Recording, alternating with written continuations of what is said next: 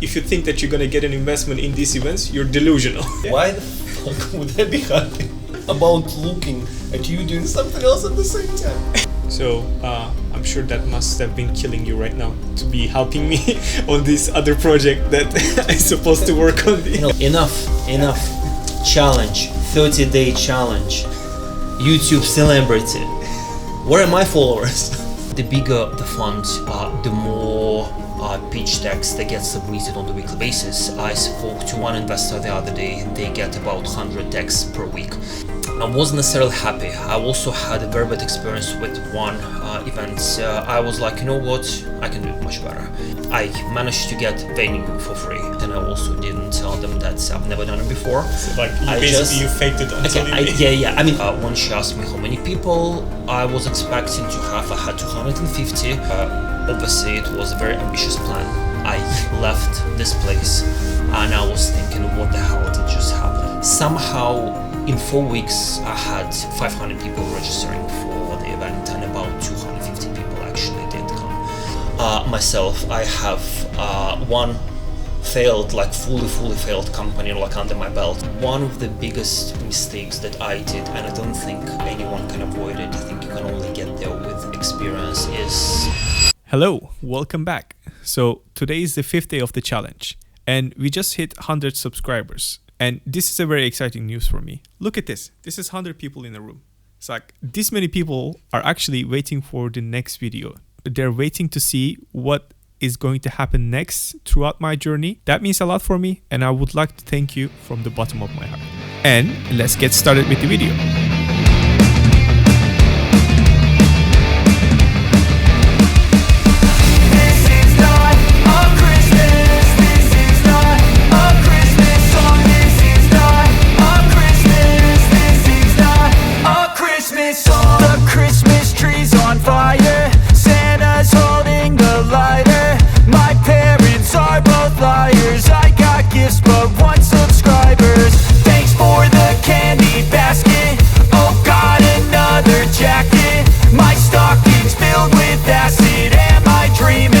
Just happened. This is not a Christmas.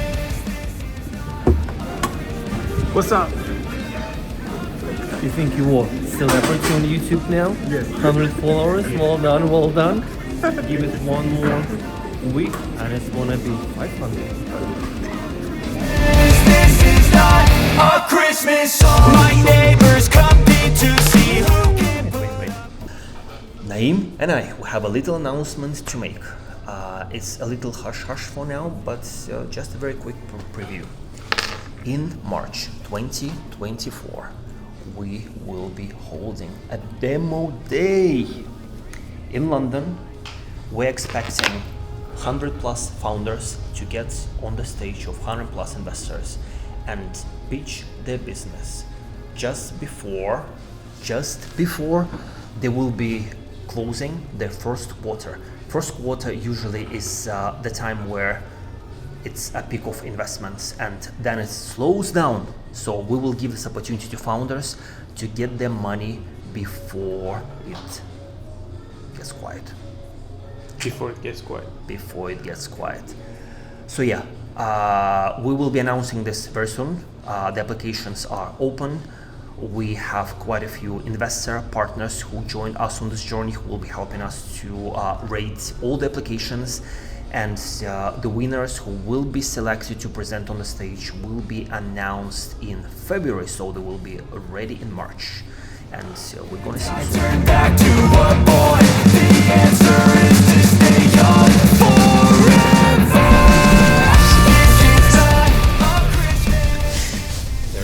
So hey, welcome back. Today I'm doing something different, right? Today I'm working on a different startup that I've been working for a while. 30-day challenge. 30-day challenge. 30-day challenge. 30-day challenge on a second startup, right? I mean, the startup journey is supposed to be challenging, right? So yeah. So I'm doing two.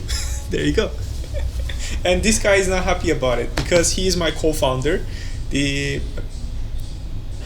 Why the fuck would I be happy about looking at you doing something else at the same time? Okay, anyway. Well, I mean, At least we're doing something, right? Well, exactly, we're doing something. All right. So, as a CEO of the second startup, I mean, sorry, the one that I'm doing is the second startup. This is the first startup. As a CEO of this first startup, explain what it is to the audience. Hi everyone. So Come closer to the yes. Okay. So Naeem and I have been working on this for a few months now, and our company's name is Rare Founders.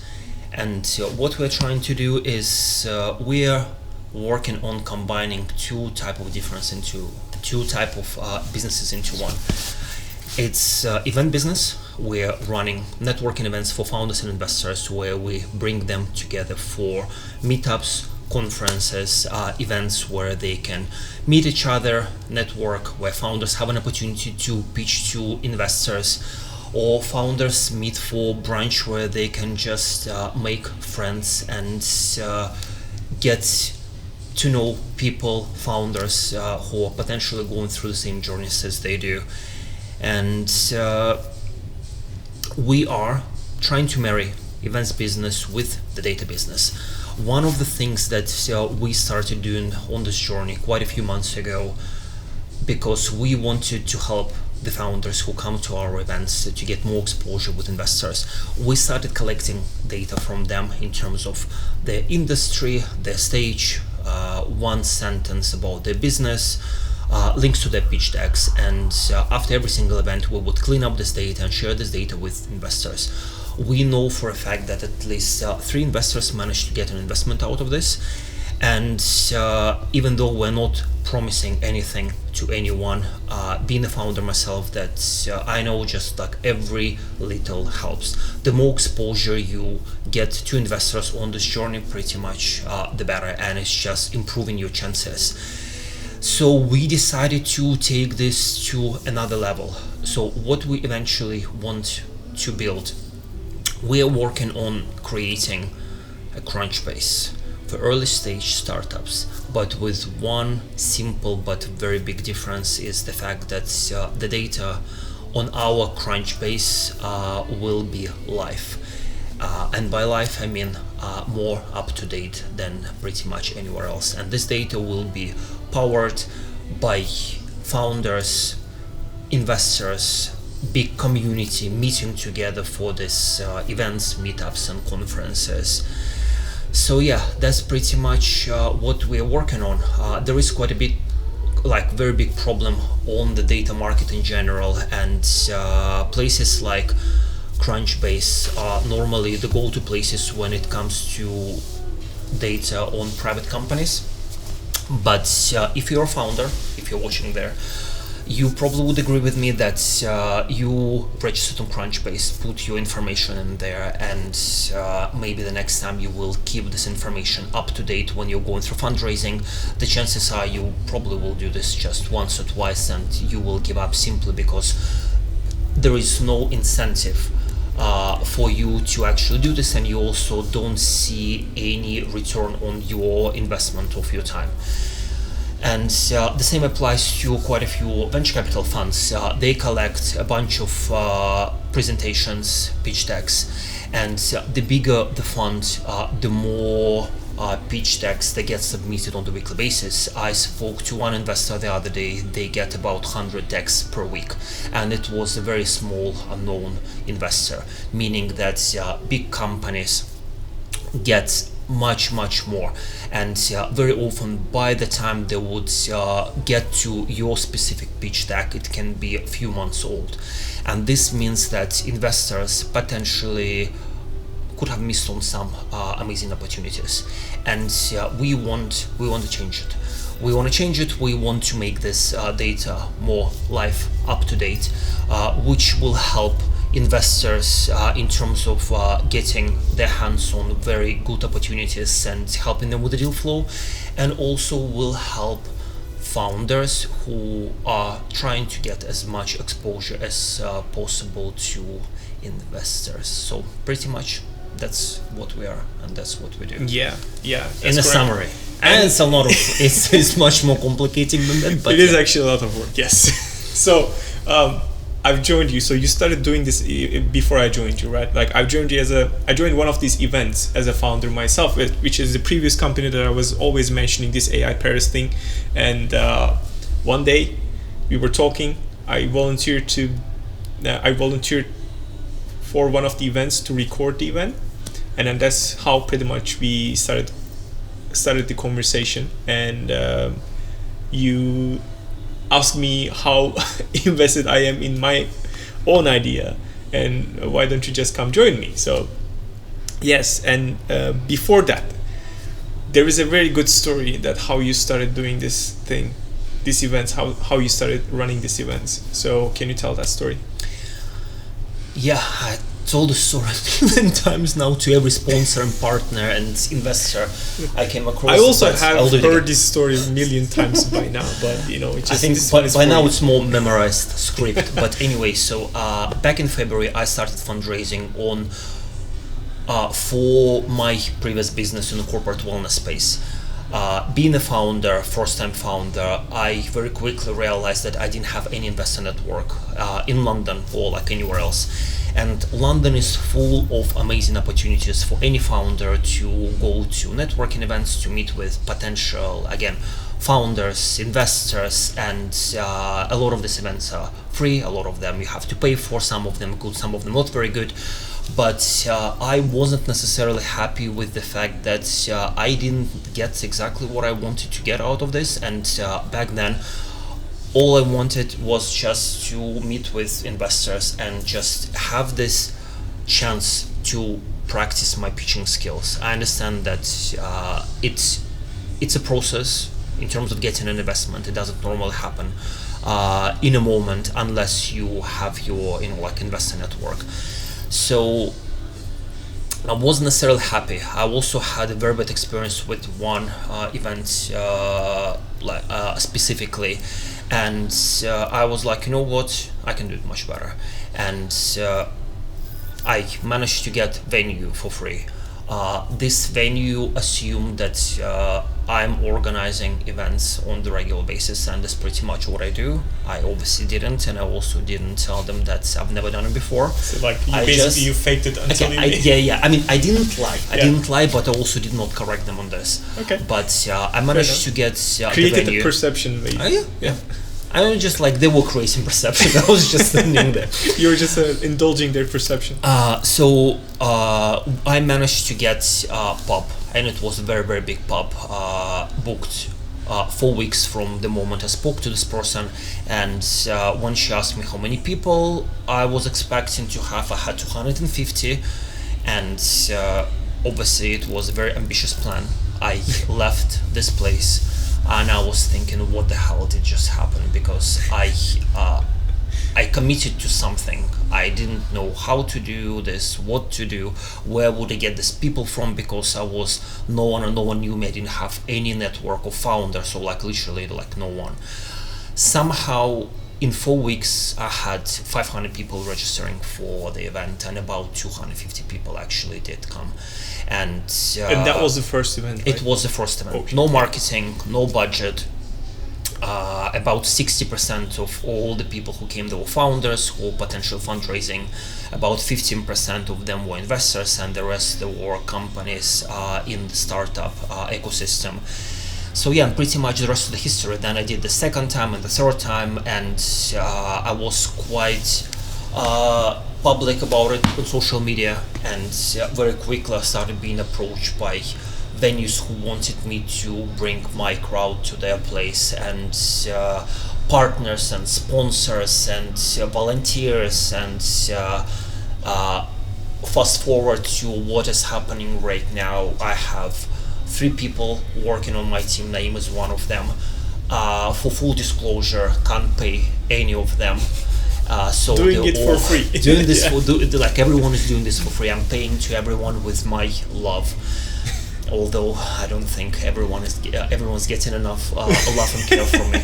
Yeah, I mean, look, one of the reasons that I joined the events and I saw this value, right? Because I've joined other events in London, and they were not as interesting as the ones that you organized when I joined there. This 1 minute pitch thingy was a complete game changer for me, and everyone was so friendly at the event. And you just like, you cannot just sit on the corner and wait for event to be over, or just wait for the next round of pitches and everything. When you stand on the corner by yourself, someone approaches you, someone starts to talk to you, which is a good thing, right? Like you get to expand your network and everything. I was mind blown. I attended some of these events. It's just pretty boring. You say the same things over and over again, and there is this subject of having this 20 minutes mental breaks in between networking, so you recharge your batteries while listening to other people. Then you can just do all of these introduction of yourself over again with different people. So yeah, I don't know if your audience knows what you're talking about, but actually, kind that's of a good like point. The main concept of our big event. Now we've done quite a few.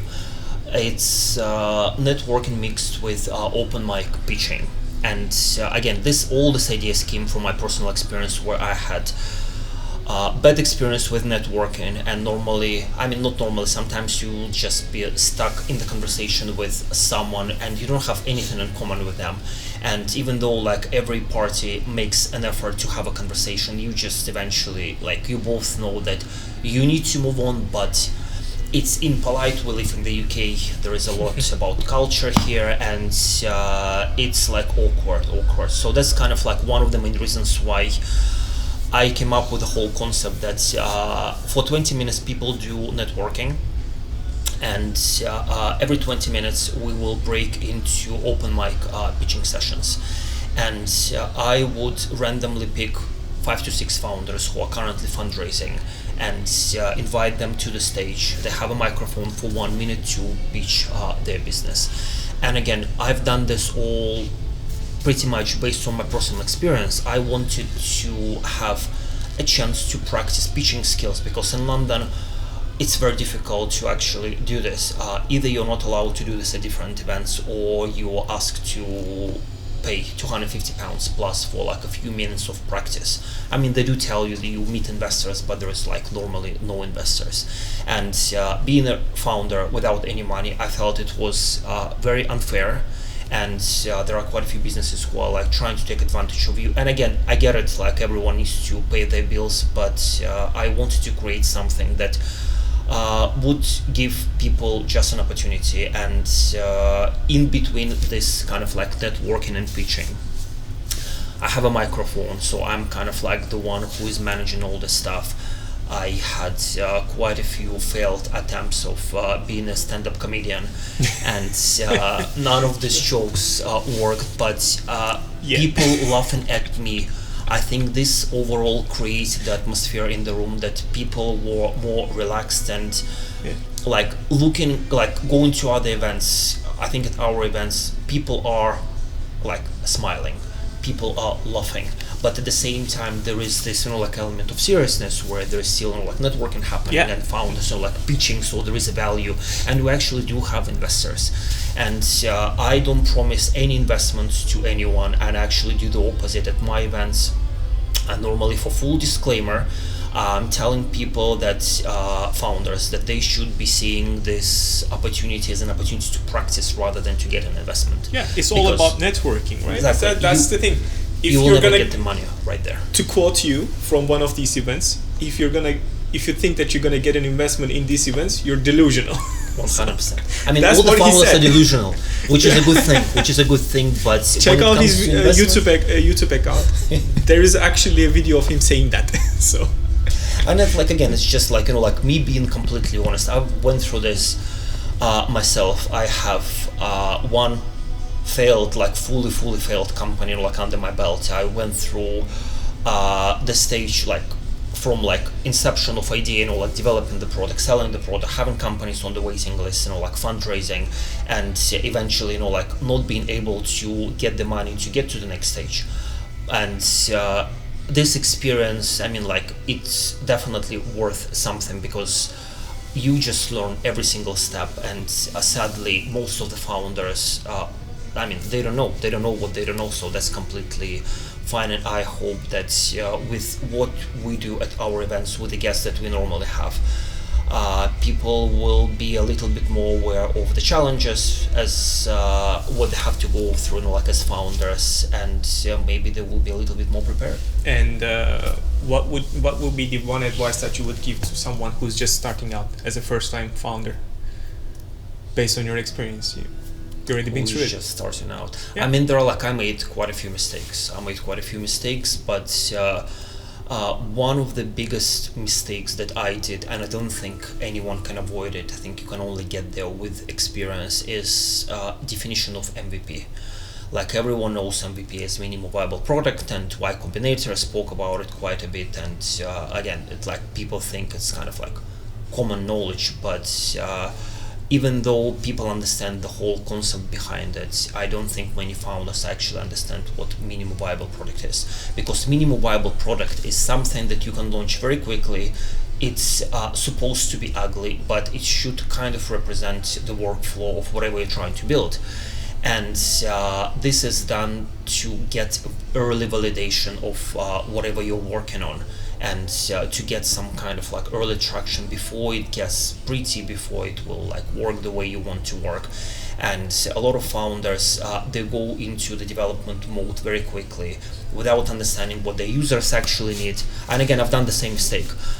They're trying to recreate this something that they would be like happy about, it would be pretty with all the functionality, blah blah blah, and then they'll launch it that no one is actually needs it.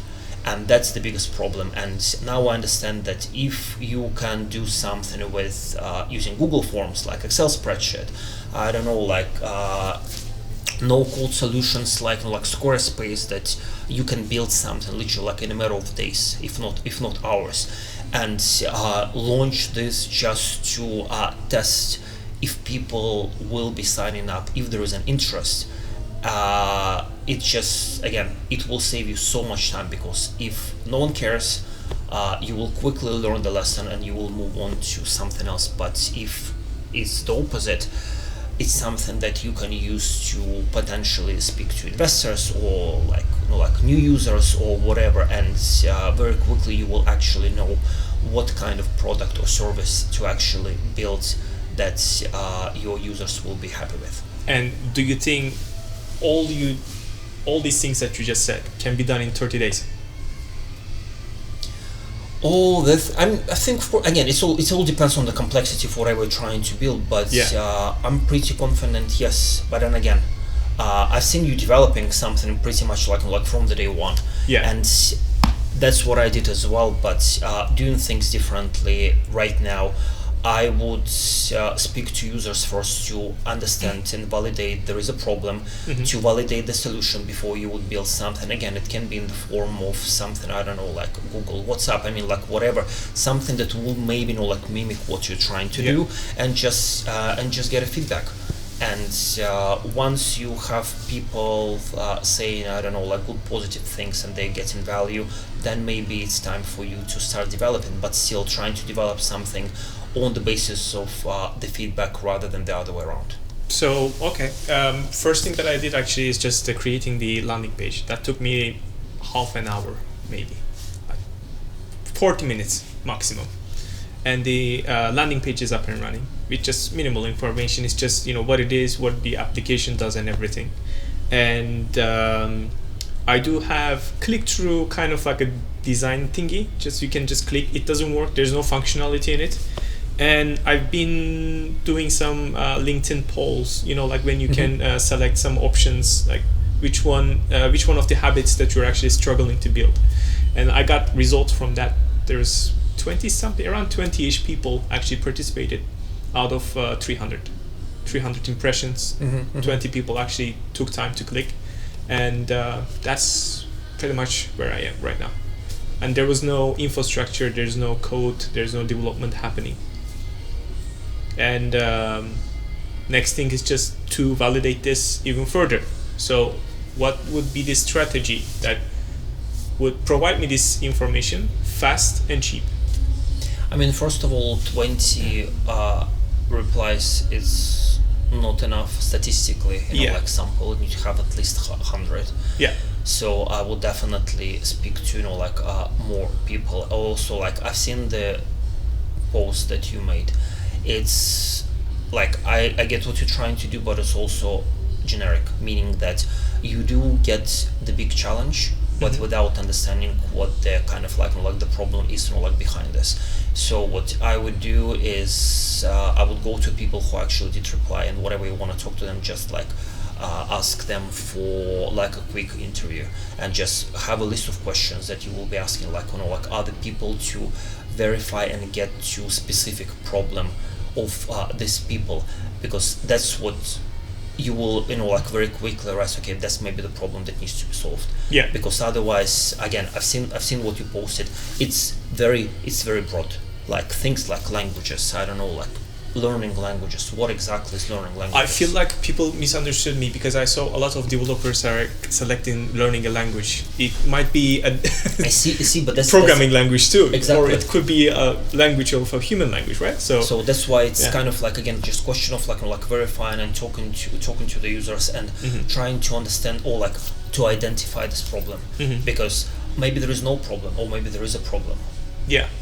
And understanding how people actually do go about it, and again, talking about the whole like MVP, offering them a solution, and right that on, or right there on the spot, asking them if this solution existed today, Yeah. what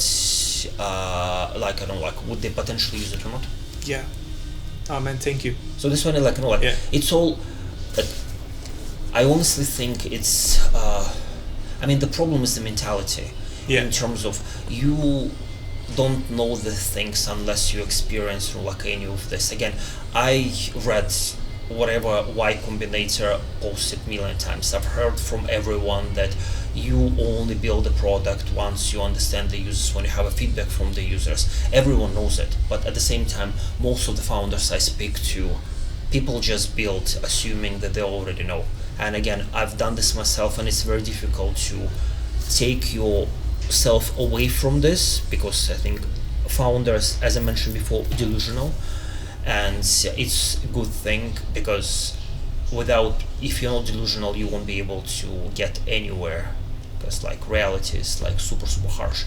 But at the same time, we're also delusional in the way that we're very ambitious and often think that, oh, we know better. We like this, so this confidence can potentially help you, but also can kill you. There's a fine balance between, right? That makes sense. Yeah. So I'm sure that must have been killing you right now to be helping me on this other project that I'm supposed to work on. I gave him a book today to read, and but then again, I'm not trying to pretend that I know it all, and I'm super smart. No, I'm pretty sure that I'm making so many mistakes now that maybe in a year from now we'll look back and I'll be like, bloody hell, why did I do all of this stuff?